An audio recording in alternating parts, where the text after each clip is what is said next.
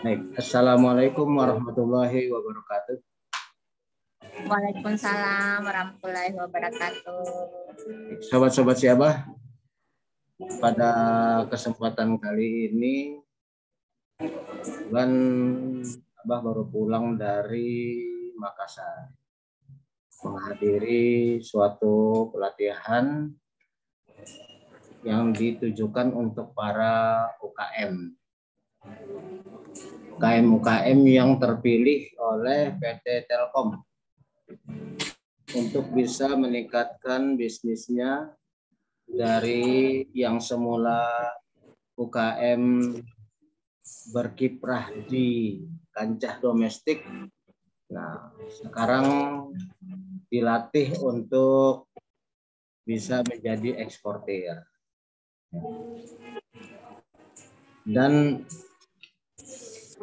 entah suatu kebetulan atau bagaimana ya, setiap kali saya itu ngajar di berbagai tempat, itu pesertanya mayoritas ibu-ibu ya, atau wanita lah.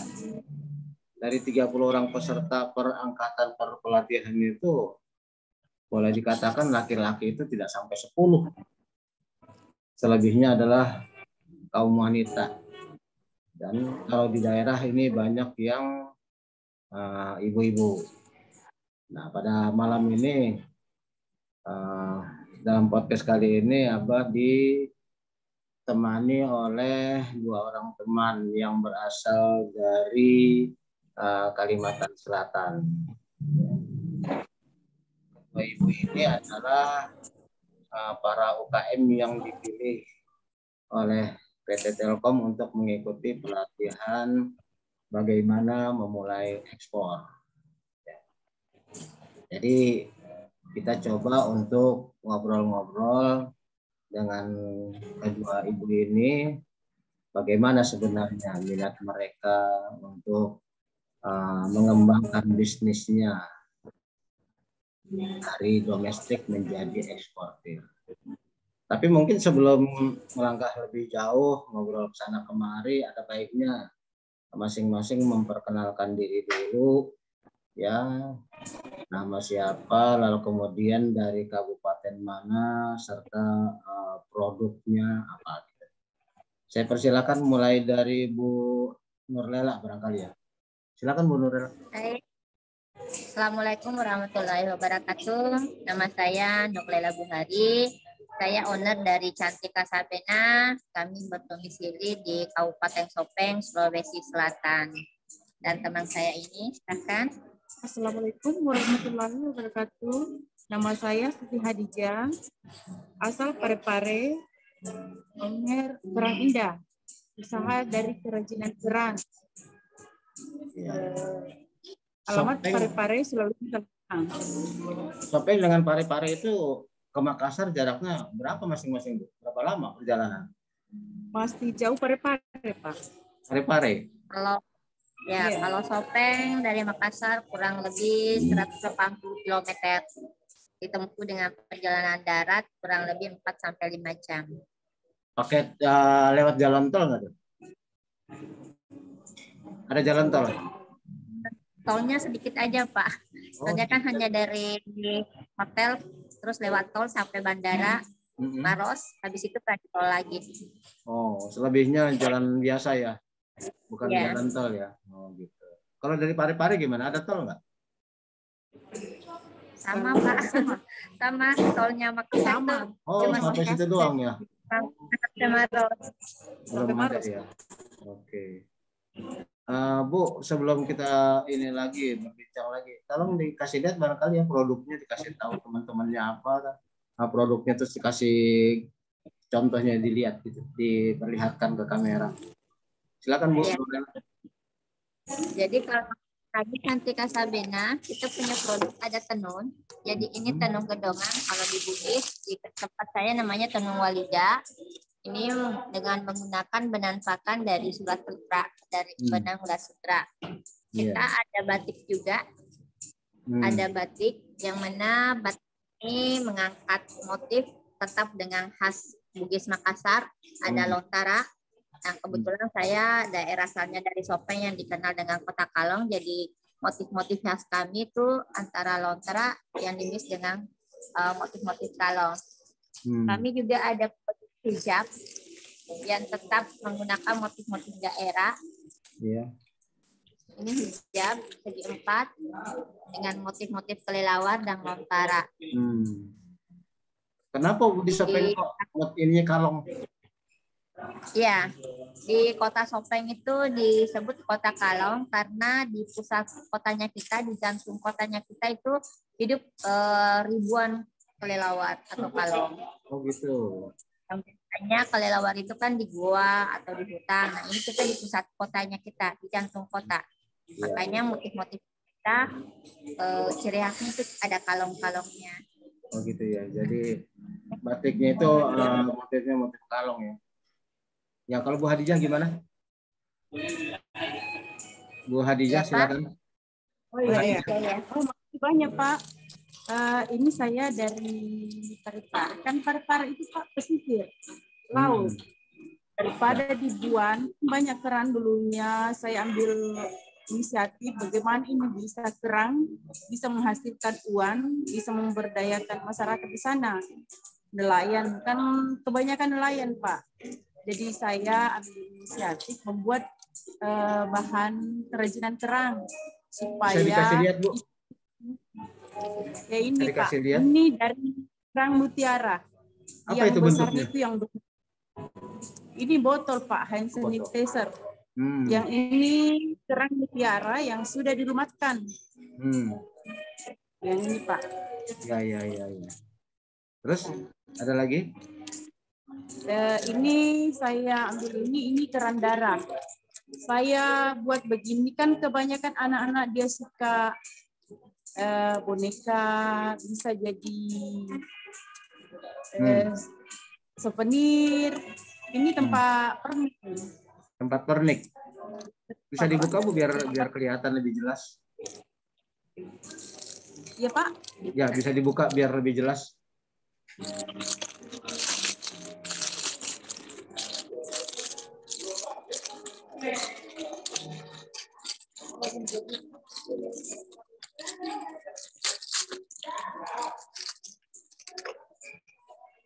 Ini Pak, ini bisa jadi tempat permen. Oh, ya. Bisa aksesoris bisa bagi ibu-ibu, remaja Barbie ya? bisa.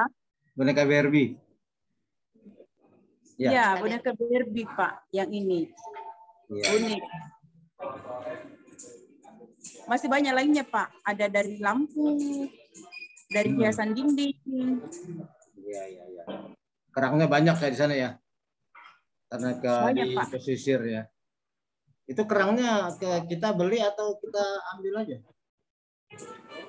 Biasa kan dari nelayan Pak. Oh dari nelayan. Nelayan yang ngumpulin. Iya, kami beli dengan isinya. Isinya dimakan, kulitnya yang yang diolah. Iya. Kadang juga untuk anak-anak di situ kan biasa ada nelayan. Dia buang saja sudah dimakan isinya, dibuang kulitnya, anaknya yang pungut semua, kami bisa beli. Jadi kan otomatis ada uang jajan atau istri nelayan kan sudah tahu bilang oh ini berguna, bawa ke rumah tempat usaha, baru dibeli Pak. Itu jenis kerangnya tertentu atau macam-macam itu? Macam-macam Pak. Yang penting dia kan kerang laut, semua diambil. Biarpun terkecil sekalipun diambil. Ya. Kalau Bu Nurila dapat ini kepompongnya dari mana Bu? Ulat sutranya kepompongnya di mana? Kita di Sopeng ada peternakan ulat sutra. Jadi masyarakat di Kecamatan Rondi itu memang dari dulu dikenal dengan petani ulat sutra, termasuk keluarga besar kami di sana yang memelihara ulat sutra. Jadi yang berbudidaya ulat sutra itu masih keluarga juga ya? Iya masih. Berapa Bu ini per bulannya itu kapasitas produksi Bu? Itu kain kan ya, bukan baju ya? Ya, UKM. Kami berbentuk kelompok usaha. Kalau untuk benangnya sendiri kami beli putus dari keluarga, ya, kemudian kami olah untuk jadi tenunan. Rata-rata dalam 1 bulan itu di tempat keluarga itu 4 sampai 5 kilo benang itu bisa ambil, 4 sampai 10 lah masih dapat kalau lagi bibit sama murbenya bagus. Sampai 10 kilo benang sutra itu bisa dihasilkan oleh keluarga kami di Pesep. Kemudian benang itu kami olah menjadi tenunan. Kemudian ada juga yang kami buat polosan, kami sebutnya polosan. Kemudian dibatik lagi. Tapi Kalau Ibu untuk produksinya kapasitas ini ya? produksi, Produksinya ya, kain ya? kalau Bukan baju? kain ya. Tidak bikin baju? Ada juga yang kami lanjut buat baju, tapi biasanya by pesanan. Kalau untuk yang ready stock, kita hanya bahan. Ya. Kalau baju itu per piecesnya berapa itu Bu? Kalau untuk bahan sutra asli dengan model rata-rata sih kami buat untuk baju perempuan ya, dengan model katakanlah gamis. Kalau untuk sutra asli itu 2 juta sampai 4 juta itu harganya. Iya, karena sutra. Ya. Kan kalau laki-laki mah nggak boleh pakai sutra ya? Ya benar. Iya. Makanya kami di Cantika Sabena kami juga membuat produk yang bukan dari sutra asli. Kami sebutnya benang viskos. Jadi kami buatnya seperti ini. Ini ditenung dulu dasarnya, benangnya kami sebut viskos. Kemudian kami motif lagi dengan huruf notara. Ini bisa buat aman, karena bukan dari benang asli lagi. Kalau yang bukan dari ya. Kalau yang bukan dari sutra asli berapa itu? Itu viskos, Pak. Kami sebutnya benang viskos. Biasanya untuk yang ditenun, bahan viskos itu antara 150 sampai 250 per meter. Tergantung motif juga. Iya. Tapi rata-rata kalong ya? Iya, rata-rata kita motifnya kalong dengan lontara. Iya. Terus kalau yang seperti ini dompet-dompet ya, untuk perca-perca atau potongan-potongan kain yang dari penjualan ataupun sisa-sisa penjahitan, kami kerjasama dengan Mang Satu Sopeng, Madrasah Alia Satu Sopeng, untuk membuat kerajinan yang berbentuk dompet ataupun tas-tas body bag atau bros-bros. Iya. Sebulan bisa menghasilkan berapa dompet, berapa kain? Kalau untuk man sendiri itu tergantung dari ininya Pak, waktu sekolah, karena yang mengerjakan ini anak sekolahan. Jadi biasanya produksi kita terbanyak itu di saat liburan mereka. Libur sekolah bisa membuat seperti ini dompet selama 1 minggu itu bisa sampai 50 pieces sampai 100 pieces dalam satu minggu. Itu dikerjakan oleh anak-anak yang tergabung dalam kelompok kerajinan Man Satu Sopeng. Itu berapa anak? Ada 5 anak yang aktif, Pak. Yang aktif itu ada 5 anak. Ya. Mereka masih apa Bu? Masih SMP, SMA? SMA ya. SMA Satu Sopeng, Madrasah Alia Negeri Satu Sopeng. Jadi mereka ketika libur ada yang memilih tetap tinggal di asrama. Itulah yang tetap mengerjakan kerajinan ini. Bu sendiri ininya berapa orang Bu pegawainya, karyawannya? Karyawan tetapnya berapa orang? Kalau kami untuk tenun ada 5 orang, alasannya kami ada 5 yang aktif. Kalau untuk batik sendiri ada 7 orang yang mengerjakan. Itu upahnya per bulan, gaji tetap atau per produk? Per produksi Pak. Kalau untuk batik dan tenun itu per meter. Jadi kami gaji mereka per berapa mereka bisa selesaikan. Iya. Kalau Bu Hadijah gimana Bu? Siapa yang ngerjain itu Bu? Kalau ini Pak, kami ibu-ibu rumah tangga yang di pesisir. Kalau suami melaut, kan biasa dia pergi pagi, siang pulang. Biasa atau dibawa ke rumah masing-masing. Kalau sudah mahir dibawa ke rumah masing-masing, Pak. Kami ada anggota 10 yang orang. aktif itu. Berapa orang? Iya, 10 orang? dulu, Pak. Ya. Berapa orang? 10. Mereka itu dilatih dulu atau memang sudah bisa gitu, Bu? Iya, memang dilatih, Pak. Hah? Dilatih dulu, Pak. Iya, dilatih. Iya. Kan nanti standarnya beda-beda kalau nggak dilatih. Ya. Iya, kalau nggak dilatih dulu nanti standarnya bisa beda-beda. Ya. Tidak bisa. Kalau tidak dilatih, Pak, kan ada tekniknya memang. Mulai dari motifnya harus kombinasi motif dengan dasar. Iya. Saya kebetulan cuma bawa ini. Ya. Kalau di rumah itu banyak macam-macamnya. Berapa item, Bu? Berapa jenis? Sekarang ada 300. 300 item. Iya, macam-macam. Tempat tisu ya. Iya, mulai dari bros yang begini, asbak, lampu, tempat undangan, dinding, untuk meja juga ada macam-macam, Pak. Berapa kapasitas per bulan? Produksi biasa 200 per hari kalau untuk bros. Kalau untuk tempat itu 50 untuk 1 minggu karena tingkat kerumitannya, pembuatannya. Iya. Kalau Bu Lela berapa item mana? Kita kan ada bordir, ada tenun, ada ekopring, sama ada batik. Untuk saat ini kapasitas produksi kita keseluruhan itu sekitar 400 meter per bulan. Selama ini kemana aja, Bu, pemasarannya? Selama ini terbesar tetap di Perkebunan Keluarga Sopeng. Kebetulan kan kita ada banyak perkebunan keluarga ya. Jadi biasa terbesar di penjualan di Perkebunan Keluarga Sopeng. Terbesar juga di kabupaten tetangga seperti Baru, Makassar, itu lumayan kami penjualan di sana. Iya. Kalau untuk keluar Jawa kami Kalimantan. Iya.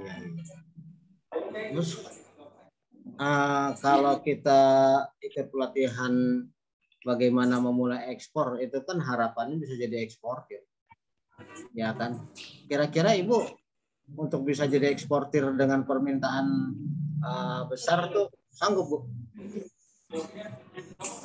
Ya, insya Allah sih dengan seiringnya pelatihan yang kami terima, pelan-pelan kami akan menambah jumlah tenaga kerja, menambah permodalan, dan menambah kualitas produk. Tadi sih sudah ada bayangan produk mana yang bisa masuk di pasar ekspor. Kalau yang saat ini kan kami masih tercampur antara bahan alamnya dari kulat sutra, tapi kadang pewarnanya kita masih pewarna tekstil, pewarna sintesa. Ternyata pasar ekspor itu kalau bahan alam ya semuanya bahan alam. Nah, itu yang target kami, bagaimana pewarna yang kami gunakan itu akan berbahan alam juga. Iya. Bu Hadijah itu ada pakai warna lagi nggak, Bu? Kerang-kerang itu atau udah kerang murni aja warnanya? Oh, target pasar, Pak? Ya, sementara target domestik gimana? Kalau target pasar itu kami titip jual di toko-toko. Terus ada di luar daerah seperti Baru, Sopeng, Sidrap, biasa Kendari. Ya. Maksud saya itu kerangnya itu dicat lagi nggak? Diwarnain lagi nggak? Atau udah putih gitu aja? Kemarin kami coba untuk cat, tapi yang banyak lah itu yang netral, tidak dicat, maksudnya tidak pakai pewarna, tidak dicat kayak di Bali, di Jawa lah dia pakai cat. Ya. aku yang diwarnai. Maunya Ini yang diwarnai. netral saja. Netral ya. Yang ya, ini tidak diwarnai. Ini cuma dari perendam, ada obatnya khusus untuk direndam, baru bisa berubah. Tapi aromanya itu bisa hilang ya Bu ya. Kadang-kadang kan kerang itu bau amis gitu. Iya, direndam memang Pak sampai berbulan-bulan. Wow, berbulan-bulan merendamnya. Ya, dicampur dengan sabun. Jadi itu stoknya harus banyak. Iya. Bu Lela yakin bisa ekspor? Ya, Bu Lela yakin bisa ekspor? kalau Pak. Tahun-tahun lalu itu ada yang dari Jepang yang minta satu kontainer. Kami tidak bisa kontainer. Pak, karena dari modal, terus pengalaman bagaimana mengekspor, jadi kami tolak. Aduh, sayang sekali. Alhamdulillah kami sudah melalui pelatihan ini, ya kami insya Allah bisa ke depannya. Apalagi oleh Telkom. Iya. Artinya kalau udah ada permintaan sebenarnya berarti di luar itu kan ada peminat ya. Ya kalau ada permintaan berarti kan di luar ya ada peminatnya. Yang saya tahu ya cenderamata seperti itu dari kerang ya di luar juga banyak laku. Iya kemarin mintanya Pak bingkai foto. Tapi mintanya dalam jumlah besar ya. Kalau Ya, Bu Pak? Lela dari ada permintaan dari luar negeri selama ini? Belum sih. Kalau untuk pesanan pribadi satu-satu ada, tapi yang beli juga orang turunan Bugis juga. Kami kontaknya melalui FB di komunitas Bugis sedunia. Beliaunya tinggal di Australia, terus satu lagi tinggal di Amerika, tapi masih turunan Bugis. Secara individual Ibu berdua bisa bikin analisis SWOT kan kemarin? Untuk perusahaan masing-masing? Ya Pak. Udah bisa kan bikin analisis SWOT? Insya Allah Pak. Apa masalahnya? Kekuatan Ibu apa? Dari perusahaan Ibu? Kekuatannya motifnya kita khas banget, tradisinya Bugis itu luar biasa, dan Bugis itu ada di seluruh dunia. Oke. Terus ininya bahan baku tersedia ya, nggak susah cari bahan bakunya. SDM juga oke. Yang jadi tantangannya sekarang itu kita masih susah untuk membuat motif yang bisa disuplai secara internasional.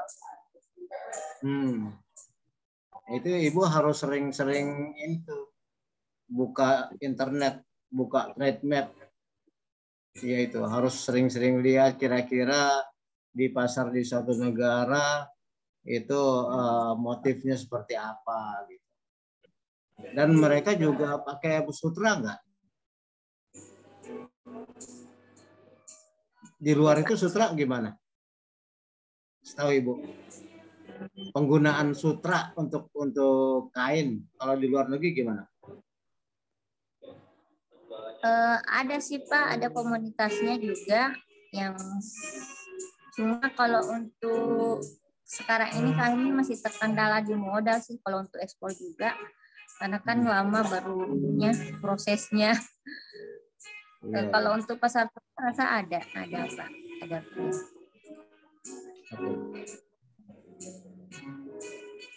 Terus ini Bu, apa namanya, setelah ikut pelatihan kira-kira apa yang akan Ibu lakukan dalam rangka mencari pembeli di luar negeri? Kalau saya sih pertama akan membuat suatu pemisahan produk yang mana untuk pasar lokal dan yang mana untuk pasar luar, karena seleranya berbeda. Sebulan dari pelatihan ini mungkin kami dengan kelompok akan membicarakan suatu unit yang khusus mengerjakan benar-benar dari benang sutra dengan pewarna alam.